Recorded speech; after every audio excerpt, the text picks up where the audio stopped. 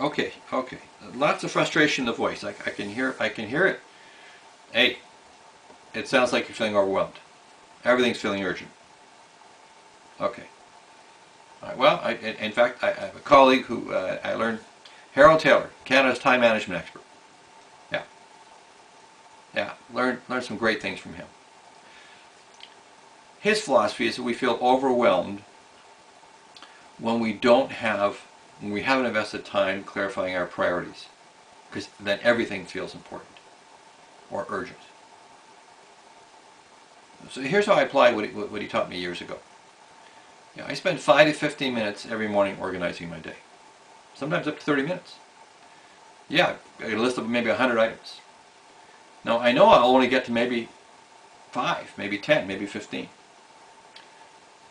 But I ask myself, if I only got to one thing today, what's the single most important thing I can accomplish today? That'll move me in the direction of my goals. Then I ask that same question until I identify the top 3, 5, 8, 10 priorities based on my day. Then I immediately start with number 1, and I don't let anything interrupt me.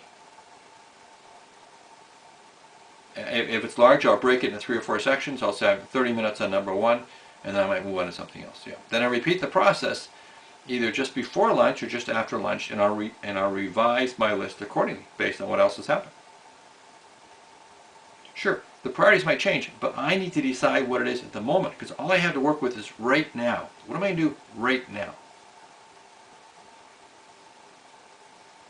Well, that's a tough one, yeah, for you to decide what's the most important thing. Remember, your primary goal is to help your team improve their sales results. How do you do that? By helping them learn more quickly from their experience.